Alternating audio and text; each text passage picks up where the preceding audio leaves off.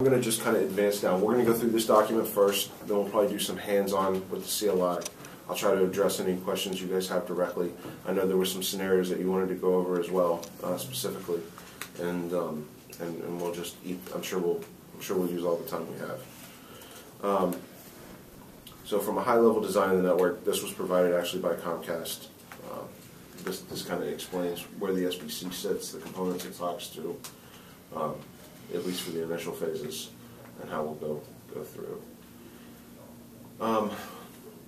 Inside this document, we go over how you do header manipulation rules, logic behind that. You'll also find some diagrams that have to do with transcoding. So with our codec profiles, this would probably address some of your concerns and some of the questions you had directly. How we manage codec profiles, what it means to be on the prohibit list, what it means to be on the preferred list, what drop implied means. Our codec profiles process the SDPs on ingress and on egress. So the things that you're doing can affect the call twice, and it's important to understand it. There's also three types of transcoding that we do. We have what we call static transcoding, which is you define what the endpoint's capabilities are, what it can do and what it can't do, and then when the call comes in, we determine, hey, do I need to transcode or not, as soon as we locate our destination endpoint. Then we also have two types of what we call proactive transcoding, or what we call dynamic transcoding, proactive and reactive. And what those do is those basically decide to transcode based off what the answer comes back as. So we'll set things up for capabilities. The request comes in, all the different codecs that are in the SDP initially will also be forwarded out, and then we'll also append all the codecs that you want to the list as well. And then when the answer comes back, we'll know at that point whether or not we're going to need to do transcoding, and then we'll engage the transcoder toward the end of the call instead of the beginning of the call. Reactive would always give you the exact same set of offers that come in on the ingress side would go out to the egress side. If the egress were to send back a 415 or a 488, we would send a re-invite, and at that point, then we would append new codecs in. So it's just a way to kind of preserve DSP resources. I think right now we've mainly been going down a road of doing static profiles because we know exactly what's on this side and exactly on the other side, and we're just aligning the offers and the answers perfectly for what wants to happen. There has been talk with Scott about some issues I think that were coming up where they were concerned if you get a wholesale call that comes in, it hits the wholesale SBC, goes up into the core, and then they recognize, hey, wait a minute, this is a Verizon wireless call, and then it comes back down to the peering SBC and out to Verizon. So now what we do would be 729 to 711, back to another SBC that would do 711 to EVRCB. And they were wondering, hey, can we just preserve that 729 all the way through the core and then just do EVRCB on the way out? That way you're not transcoding the call twice and everything else. In some situations like that, that's easy, but we would just have to start offering 729 on the inside of your network, and assuming that all the devices that don't support it would never come back with an answer of 729. So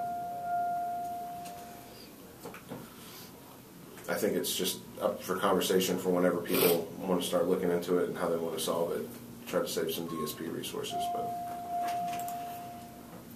that was something that came up last week.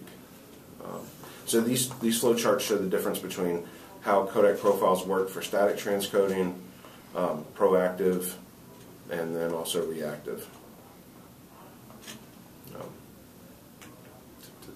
There's some other features that kind of get listed in here. What I'd like to do is go ahead and get directly into the configuration so we can start talking about concepts in the configuration of the SBC.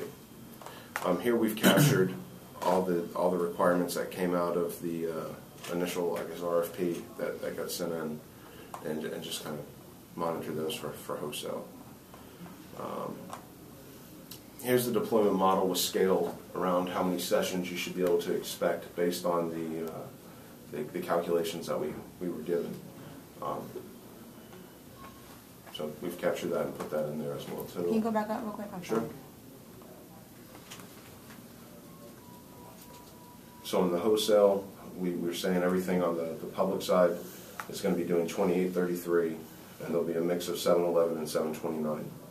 On the core side, everything will be G711 in-band going into the Comcast core. So this is assuming that all wholesale customers are doing transcoding?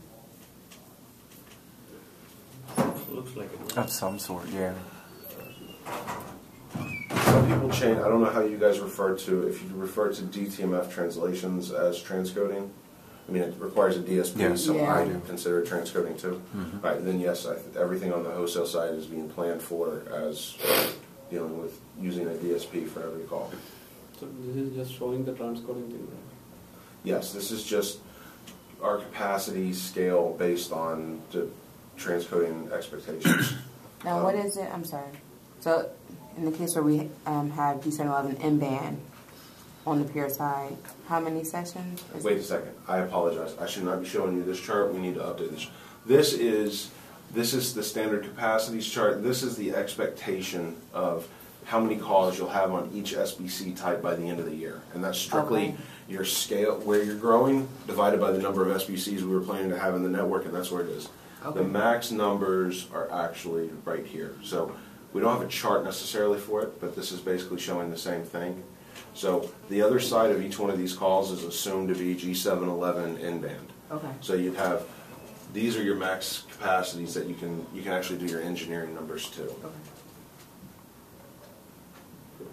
In that diagram, it is mentioned as G729 in band. Where, In the second one. in this one? Yeah. Yes, it did. That should be ROC. 28, it should be 2833. I think you have to do 2833 Yeah. instead of 29, so I don't know why that. Yeah.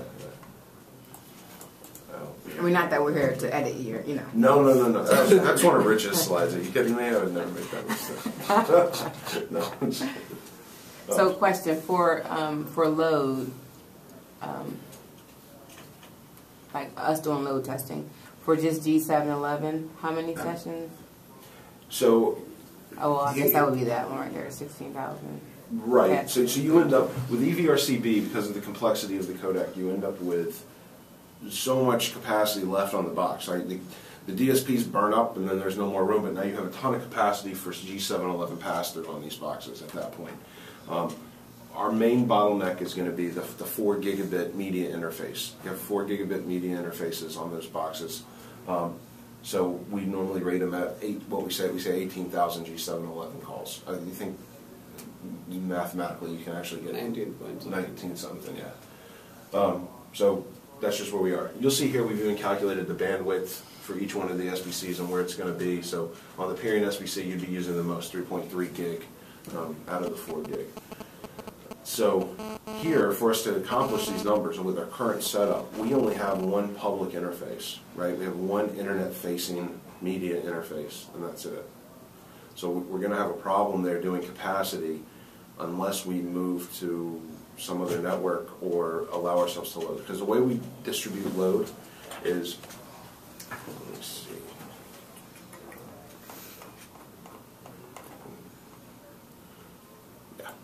I'm going to open up our media configuration file so I can kind of show you